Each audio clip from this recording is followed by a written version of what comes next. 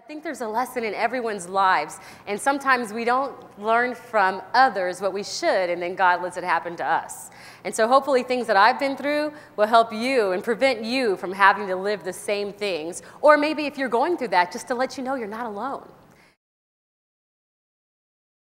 I didn't know where God was leading me, where He was guiding me, but that's something that I did say quite often is, God, I don't know what I want. Guide me, direct me, lead me in the path that you would like for me to go in, and then please make me get on it. If I get off the road, push me back in that direction. Guide me. And believe me, I've gotten off the road a lot of times. I'm sure a lot of you out there have done the same. You say, God, guide me, and then you take over and do your own will instead of His. And sometimes He pushes you back on there. I think God has a sense of humor, because sometimes He pushes you in a way that's a little bit hard, a little bit difficult. I mean, I didn't have to have the crash to get out of the bad relationship I was in, but it really helped. And then there were the good days when my aunt would babysit me, because my parents would pay her $5 to watch my brother and I an hour. I know it wasn't much. She was family.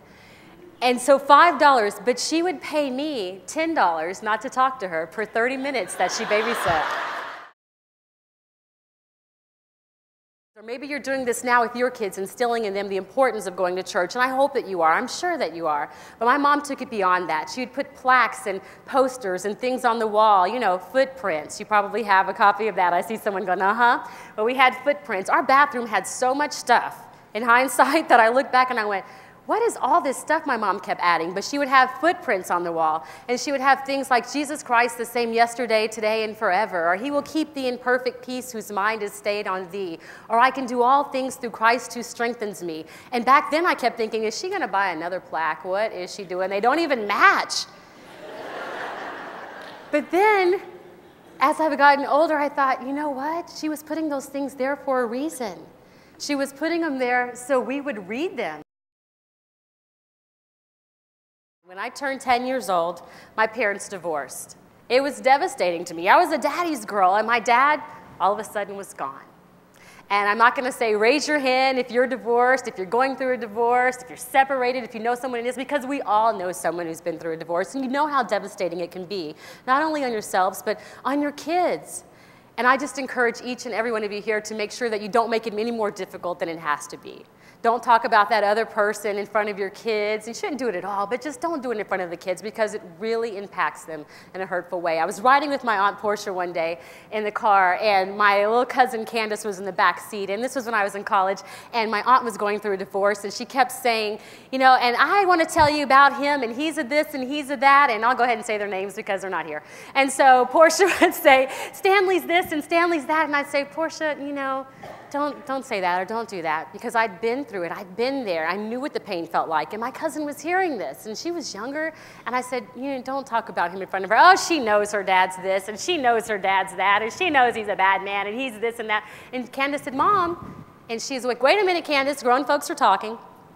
And then Candace goes, but Mom, and she's like, Candace, we're talking. And she's like, you know, Stanley really is just a horrible this and horrible that, and we don't need to be together anyway. And she's like, but Mom. And then she goes, what, Candace? What is it? And she said, I just wanted you to know that those are the same names that Daddy calls you. But I'm grateful for what I went through, because it's made me the person I am today. It's made me stronger. And I want you to know that if you're going through a tough time right now, it'll make you stronger. Just don't give up. Know that God is always with you.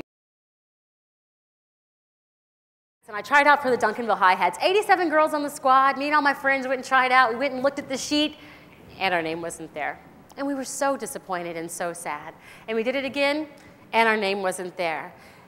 But no, African Americans made the squad. There was never anyone that would make the squad that was black. And so our parents asked why, and the instructor said, because we had no rhythm. Yeah. It was funny to them too. Never be that person that tells someone they're not good enough or that takes away their dreams. Encourage them. Show them how they can achieve those things. Encourage your kids to achieve those things. And being in the hospital and seeing what it's like to be in ICU and to see that people can't get out and do things for themselves. They can't get out and go and check on their kids that they may have in another part of the hospital or something that's going on in their lives. I realize that people need you there. They need help. They need people to be able to help them. And I know a lot of you may be in the position where you can do that, not just financially. If you can financially, that's great. But just go back and give your time just to be the person that gives a smile to someone would brighten their day. It would light up their lives. Or maybe there's someone in your life that you haven't said I love you to in a long time. Do that tonight. Don't put it off. We all know love is the greatest gift of all, and we all need it. We all need love. Doesn't matter who you are, American. Doesn't matter if you're Asian, you're Puerto Rican, you're Panamanian, you're Jamaican.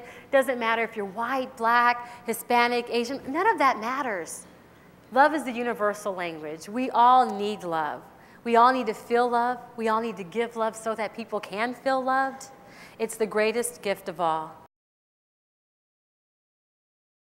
Learn yourself and love yourself so you can love others. I'm sure you've all heard it said before, you can't truly love someone until you learn to love yourself.